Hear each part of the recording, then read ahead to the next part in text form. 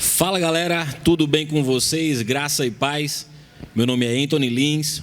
Estamos aqui com um novo quadro. O nome do quadro é Tá na Bíblia? Vamos trazer uma série de coisas para debater se está na Bíblia, se não está e onde está na Bíblia. Hoje a gente vai tratar sobre morte e o tema de hoje é morri. E agora?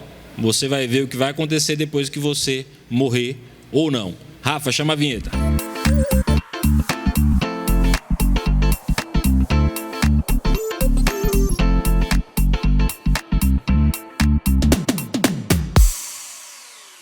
E hoje, pessoal, para esclarecer esse assunto sobre morte e o pós-morte, estamos aqui com o professor e escritor Saulo Stan. Saulo, tudo bem? Tudo bem, Anthony? Graça e paz. Graça e paz a todos vocês que estão nos acompanhando. Eu creio que nós teremos um momento muito bom aqui para o nosso crescimento no reino de Deus. Amém. Muito bom. Saulo, temos uma série de perguntas aqui que foram colocadas e a primeira delas parece uma pergunta simples, mas é interessante. O que é a morte?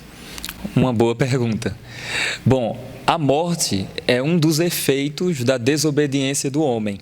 Quando Adão pecou desobedecendo a Deus, ele morreu. E ele morreu primeiro espiritualmente e depois veio a morrer fisicamente. Na Bíblia, a morte ela tem uma abrangência maior. Ela tem efeitos maiores também. Mas, basicamente, esse seria o entendimento. Por exemplo, Paulo fala em Romanos, no capítulo 5, no verso 12, que por causa da desobediência do primeiro homem, Adão, a morte entrou na terra, logo todos pecaram, todos morreram. Então, você falou aí de Adão, e aí uma dúvida que sempre surge entre as pessoas é que quando Deus falou com Adão, ele disse: Adão, não coma, porque se comer, certamente você vai morrer. E Adão comeu e naquele momento, Adão não morreu. Exatamente. Por que isso? É porque na Bíblia nós encontramos tipos de morte. De mortes diferentes. Por exemplo, basicamente nós encontramos a morte espiritual, a morte física e a morte eterna. O que é a morte espiritual? É quando a pessoa é separada de Deus por causa do pecado. Isaías 59, verso 1 e 2 vai dizer isso, que o homem está separado de Deus por causa das suas transgressões.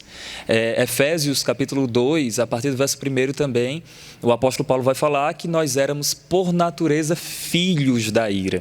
Então, isso seria a morte espiritual, é estar separado de Deus. Foi a primeira morte que Adão experimentou. Sim. Tem também a morte física, que é a morte do corpo, e tem, por fim, a morte eterna, que aí seria o tormento eterno do homem que morre em seus pecados. Ele estaria totalmente distante, separado de Deus eternamente. Então, já pegando esse gancho aí, pegando uma pergunta que tem aqui, por que é que a Bíblia fala na segunda morte? O que é a segunda morte? Ela recebe esse título de segunda morte na Bíblia. Apocalipse vai falar sobre isso. Por exemplo, Apocalipse capítulo 20, verso 5 em diante, vai dizer: bem-aventurado e santo é aqueles que fazem parte da primeira ressurreição, pois a segunda morte não tem autoridade sobre eles, antes pelo contrário, serão sacerdotes de Deus e de Cristo e reinarão com o Senhor os 1000 anos. Quando a gente observa Apocalipse do capítulo 20, mais à frente um pouco, quando fala sobre o juízo final, a partir do verso 11, lá vai dizer que os homens foram lançados no lago de fogo e enxofre. Aí o texto diz: esta é a segunda morte, o lago de fogo e enxofre. Então, a segunda morte está fazendo um contraste com a primeira morte, que nessa sequência que a gente está falando, ela envolve tanto a morte espiritual como a morte física, porque na verdade é tudo efeito. Vou dar um exemplo aqui. Tá. A pessoa desobedece a Deus, ele morre primeiro espiritualmente. Essa morte espiritual ela não tem nenhum efeito visível de início, assim como aconteceu com Adão. Por isso que a gente não consegue enxergar rapidamente ele morrendo naquele momento. Pelo contrário, ele continuou e viveu aí muito tempo, 930 anos. Mas depois ele veio a morrer fisicamente. Então, por isso que a gente tem esse contraste de primeira e segunda morte, mas não que não tenha uma terceira. Ok. E aí, falando sobre a morte especificamente para o cristão. Quando o cristão morre, para onde é que ele vai? Bom, para responder essa pergunta, a gente precisa ter em mente que homem, o ser humano, é um ser em 3 dimensões: espírito, alma e corpo. Ou seja, por exemplo, Hebreus no capítulo 4, verso 12, a palavra do Senhor diz que a palavra do Senhor ela é mais cortante, mais penetrante do que uma espada afiada de 2 gumes, que penetra a ponto de separar alma e espírito, juntas e medulas. Então, alma e espírito já faz uma separação, juntas e medulas está associado ao corpo. 1 Tessalonicenses, no capítulo 5 também, a partir do verso 23, a palavra do Senhor diz que o mesmo Deus da paz santifique todo o vosso espírito, alma e corpo. Então, sendo assim, o corpo vai para a sepultura, o espírito e a alma, se a pessoa pertence ao Senhor, segundo a palavra do Senhor, já vai estar com o Senhor. Um exemplo disso e se encontra em Filipenses capítulo 1, do verso 21 ao 23, em que o apóstolo Paulo diz assim: eu tenho plena certeza que se eu deixar o corpo, eu vou partir para habitar com o Senhor, o que é incomparavelmente melhor. Veja, ele não disse eu vou ficar dormindo, ele não disse eu vou ficar na sepultura, ele disse se eu deixar o corpo, eu vou estar com o Senhor. Um outro texto que fundamenta isso é 2 Coríntios 5, verso 8, em que Paulo diz assim, que tinha bastante desejo de deixar o corpo para habitar com o Senhor. Tem uma pergunta aqui falando sobre dormir. E você citou isso aí, que em vários pontos na Bíblia fala sobre dormir, e o dormir a que ele se refere, no contexto ali, não dá a entender que seja ir para a cama e tirar um cochilo, né? Parece que o dormir que está lá é outra coisa. O que é que significa dormir na Bíblia, quando aparece nesse contexto assim, né, diferenciado? Uma excelente pergunta. A gente lê a Bíblia e a gente encontra textos em que a palavra do Senhor diz assim, pois todos que dormem na sepultura. Mas também tem textos que falam assim, Jesus falou, Lázaro não morreu, ele dorme. Mas tem também, por exemplo, lá em Tessalonicenses, 1 Tessalonicenses capítulo 4, verso 13, a Bíblia fala que o Senhor vai trazer em sua companhia aqueles que dormem.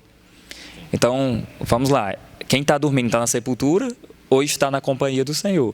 Como entender isso? Basicamente, na Bíblia, a palavra dormir, ela aparece de diferentes maneiras. Pode ser uma menção ao sono natural, então a pessoa está dormindo, o repouso do sono. Então, dormir muitas vezes é uma menção ao sono natural. Dormir também é um eufemismo, uma maneira branda para falar da morte do corpo. Então, Jesus, quando fala sobre Lázaro, está em João capítulo 11, ele diz assim, Lázaro morreu. Aí depois ele diz assim, Lázaro dorme. Então, morrer e dormir são sinônimos. E existe um terceiro entendimento do dormir que está associado a pessoas que não estão vigilantes. Sim. Então, por exemplo, a Bíblia fala, né, que nós não durmamos como os demais. Está em 1 Tessalonicenses, no capítulo 5. Porque as pessoas aí fora, elas não estão vigiando, elas não estão atentas, elas estão desapercebidas. Segundo a Bíblia, isso é o mesmo que dormir. Então, na Bíblia aparece de diferentes formas, diferentes maneiras. Aquelas 10 virgens lá que dormiram. Isso, que adormeceram, apesar de, no contexto ali, elas terem adormecido literalmente, mas pode estar associado também a não estar apercebido, ou seja, uma pessoa que está desatenta. Mas se tratando dessa questão de morte, dormir é o mesmo que morrer. Quando a Bíblia fala está dormindo, é porque morreu. Lembra do caso da filha de Jairo? Filha de Jairo, sim. Jesus fala assim, ela não está morta, ela dorme. Bom, mas tinha morrido. Porque dentro do contexto bíblico, do contexto judaico, do contexto cristão, a morte ela é simbolizada como um sono. Mas não quer dizer com isso que a pessoa não esteja consciente, que é uma outra área que seria bom a gente tratar. Exatamente, tem essa questão aqui, mas antes da gente falar sobre ela, eu queria fazer uma outra pergunta. Perguntamos sobre o que acontece com o cristão depois que ele morre, mas o que acontece com o ímpio depois que ele morre. Eu tenho certeza que não tem só cristão assistindo, tenho certeza que tem pessoas que ainda não foram salvas no Senhor, que estão nos assistindo. Seria interessante dizermos também, à luz da Bíblia, para onde o ímpio vai, o que acontece com o ímpio depois que ele morre. Ok, queridos, vocês que estão nos acompanhando, a salvação e a garantia da vida eterna pertence ao Senhor Jesus. Está em Cristo. A palavra do Senhor diz que não há salvação em nenhuma outra pessoa. Então, se nós quisermos ter certeza da salvação, precisamos confiar em Cristo, acreditar nele. Mas se uma pessoa morrer em seus pecados, morrer sem reconhecer Jesus como Senhor e Salvador da sua vida, segundo as Escrituras, o que acontece? O corpo é sepultado e o espírito e a alma da pessoa vai para um lugar, um ambiente chamado Hades, que é um mundo dos mortos, onde essa pessoa ficará sofrendo tormento numa condição espiritual já. Por exemplo... Foi para onde Rico e Lázaro foram? Isso, naquele texto de Lucas, no capítulo 16, o verso 19, vai falar sobre sobre Lázaro e o rico. E o que é interessante é que diz que Lázaro morreu e foi levado pelos anjos para o seio de Abraão. E o rico morreu e foi sepultado. Só que o texto continua dizendo, no Hades, que é traduzido muitas vezes como inferno, mas também pode ser região dos mortos, o texto diz que, estando em tormentos, ele levantou a cabeça e viu ao longe Lázaro e Abraão, viu Lázaro no seio de Abraão. Então, veja, o corpo estava sepultado, mas uma outra parte dele estava consciente em um outro ambiente, sofrendo tormentos. Um outro texto que prova isso é 2 de Pedro 2, verso 9. Esse texto eu até deixei reservado aqui, eu gostaria de fazer a leitura com vocês. 2 de Pedro, capítulo 2, verso 9. Olha o que a Bíblia fala. Nós estamos aqui respondendo o que acontece com o ímpio após a morte. Veja, 2 de Pedro 2, verso 9 diz, também ele, o Senhor, sabe livrar da tentação os piedosos e reservar para o dia do juízo os injustos que já estão sendo castigados. Então, o injusto já está sendo castigado após a morte. E o que é que vai acontecer depois? Ele vai ressuscitar e, para ter uma segunda chance? Não, ele vai ressuscitar para receber um corpo capaz de sofrer eternamente em um outro ambiente chamado lago de fogo e enxofre. Aí você deu gancho aí para mais duas perguntas, e a primeira delas que eu vou fazer aqui é: existe consciência após a morte? Excelente pergunta. Se existe consciência após a morte. Bom, existem diversas visões sobre isso. Existe uma visão chamada o sono da alma, que diz que quando a pessoa morre, ele está dormindo, não sabe de nada, até que ressuscite.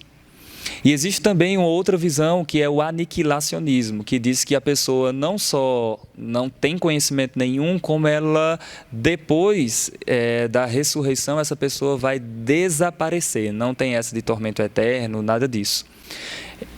Biblicamente, nós encontramos consciência mesmo após a morte.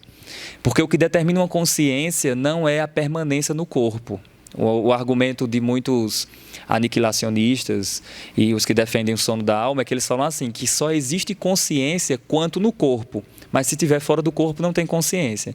Isso é um erro, porque eles até asseveram que espírito não tem consciência. Isso é um erro, porque Deus é espírito e tem consciência. Os anjos são espíritos e têm consciência.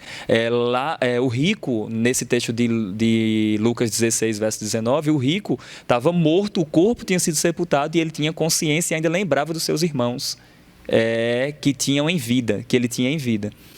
E para fechar, que eu digo que é o versículo que responde mais de uma maneira mais clara esse entendimento, que é Apocalipse 6, verso 9, que fala de almas daqueles que haviam sido mortos, conscientes, debaixo do altar, na presença de Deus, e ainda tendo lembrança da sua vida passada, de que eles tinham sido mortos e que Deus ainda não tinha exercido juízo sobre eles. Então, existe sim consciência após a morte.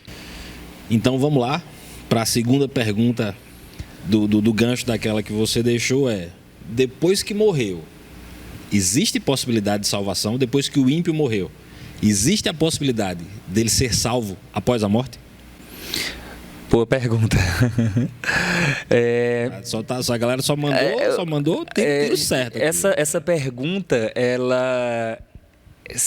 Segundo a tradição de muitas denominações, de muitas religiões, ela implica num purgatório.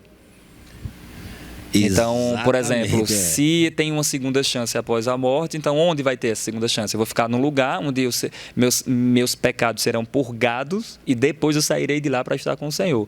O problema é que não tem nenhuma evidência bíblica para isso. O que a Bíblia mostra, revela-nos, é salvação quanto vida. Então, enquanto a pessoa está vivo, existe a possibilidade da pessoa receber a salvação. Não há arrependimento, biblicamente falando, após a morte. Então, eu não tenho nenhum texto que diga assim, olha, morreu e a pessoa agora foi para um lugar, ouviu o evangelho e lá ela se arrependeu e foi salva. Não, não tem. Não tem esse texto aí, então não existe possibilidade de salvação. As pessoas que estão nos acompanhando, Anthony, elas podem falar assim, tudo bem, mas onde na Bíblia diz isso?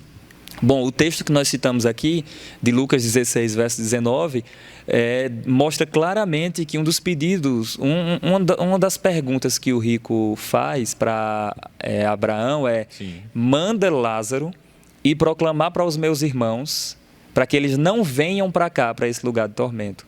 Veja, a maneira de não ir para o lugar de tormento era enquanto vida.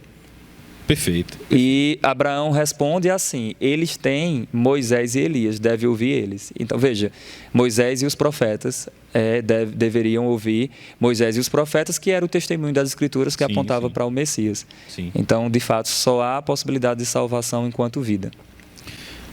Muito bom. Você está falando aí, dando resposta, já deixando o gancho das perguntas que a gente tem aqui, porque a próxima pergunta é o seguinte: existe comunicação entre os de cá e os de lá? Tem como o vivo falar com o defunto e o morto mandar um recado? Como é? Existe ou não existe? Bom, em linhas gerais, nós encontramos Deuteronômio capítulo 18, a partir do verso 11, dizendo que nós não devemos consultar os mortos, até o Senhor abomina isso, não devemos consultar os mortos, não há esse contato do morto com o vivo, a menos que o morto ressuscite, né? Como no caso de Lázaro, que ressuscitou. Mas de Jairo, né? O próprio Jesus, nosso Senhor e tal. Então, assim, enquanto a pessoa está morto, ele não pode, biblicamente falando, ter contato com os vivos. Nós não encontramos. Agora, existem implicações que talvez as pessoas que estão nos acompanhando possam dizer assim, mas no caso de Saul, em que ele já havia morrido... Esse texto é pesado, texto é pesado. E o texto fala que... Eu mesmo já perguntei uma vez a Saulo, Saulo, me explique isso aqui que deu errado aqui, deu erro 404. E o texto fala que Samuel foi consultar uma mulher, uma vidente, e o espírito segundo o texto, né, diz que um espírito subiu do abismo e esse espírito parecia ser o espírito de Saul. Basicamente, o que nós entendemos é que ali foi uma ação de Satanás, trazendo um espírito de engano, um espírito familiar. Mas existem implicações no texto. Muitas implicações. Perfeito. Então, não tem como falar com os de lá, não, velho. Vamos embora. Então, vamos lá com mais uma pergunta, Saulo. E essa daqui eu achei interessante. Eu nunca tinha pensado nessa pergunta aqui, porque eu sempre achei que era uma afirmação. Mas vê só, e aí acho que já emenda com o que a gente está falando da morte do ímpio e tal. A pergunta é o seguinte: o sofrimento no inferno é eterno? Uma boa pergunta. E aí? Bom, para os aniquilacionistas, eles falam que o sofrimento vai existir, mas ele será durante um tempo. E o argumento deles é o seguinte: se a pessoa vive 33 anos de pecado, desobediência, não seria justo ela sofrer eternamente. Um bom argumento. Um bom argumento, de fato. O cara pecou 33 anos da vida, morreu com 33 e vai sofrer eternamente. Deveria sofrer 33 anos, né? Que seria Pagou, né? Pagou a cota. O problema é que quem disse que após a morte a pessoa não continuará blasfemando o Senhor? Tem um teólogo chamado Dr. D. Carson, que ele diz o quê? Que o ímpio, após a morte, ele continuará blasfemando o Senhor. Então, continuará pecando, então o seu sofrimento será eterno. Entendi. Para mim, essa é uma das melhores explicações. Mas, biblicamente, nós temos, sim, evidência no texto que prova isso. Eu posso citar aqui o Cristo, o Senhor, falando lá no Evangelho de Mateus, quando ele vai falar sobre o tormento final dos bodes. Lembra quando ele fala que separa as ovelhas dos bodes? Sim. Ele diz assim: os bodes serão lançados para o fogo eterno. e as ovelhas para o reino e o gozo eterno, para estarem com o Senhor. Em Apocalipse, no capítulo 20, no verso 10, fala que Satanás foi lançado para dentro do lago de fogo e enxofre, onde já se encontrava o anticristo e o falso profeta. E serão anticristo, falso profeta e Satanás atormentados de dia e de noite pelos séculos dos séculos. O argumento é simples. O anticristo é uma pessoa, sim ou não? Biblicamente vai ser um homem. Paulo chama-o de homem da iniquidade. Sim. Veja, um homem sofrendo no Hades eternamente, no lago de fogo e enxofre eternamente. Então, existe sim um sofrimento eterno. Eu tenho outros textos, como por exemplo, Marcos no capítulo 9, verso 35, ele fala sobre um verme que vai comer a carne das pessoas para sempre. Então, existe sim um sofrimento eterno. Por isso que a pessoa vai ressuscitar para receber um corpo digno, se é que podemos falar que é digno, né? Ou um corpo capaz de sofrer eternamente. Nossa, é complicado. E aí, acho que para fechar aqui, uma última pergunta, e acho que tirando um pouco o foco da morte, mas aí foi algo que você citou, é que Satanás vai para o inferno também ser atormentado.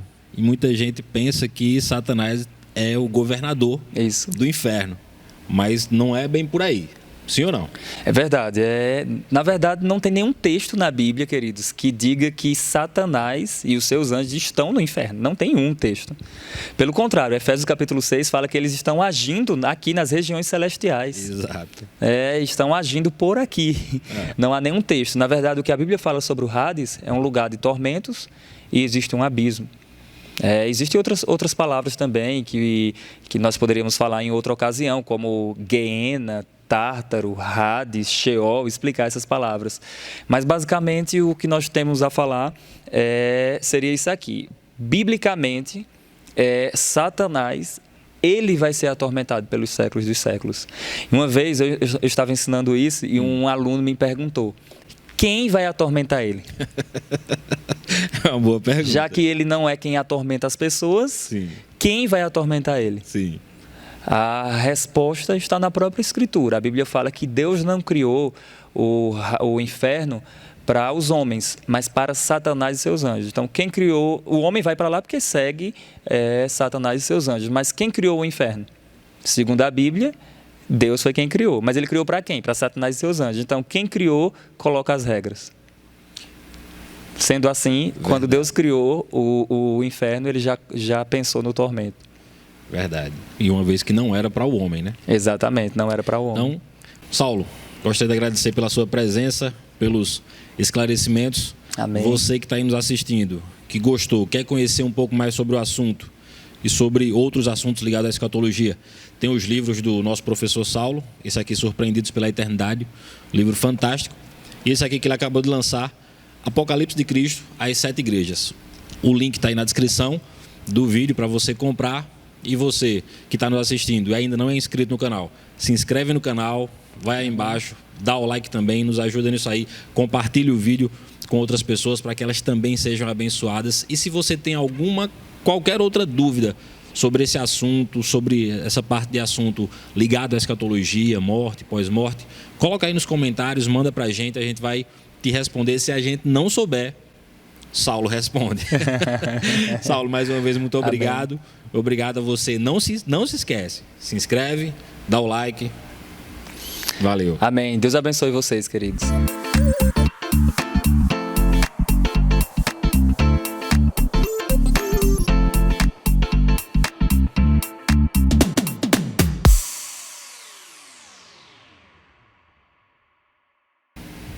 E eu esqueci, mas peraí, Rafa vai fazer essa edição aí que...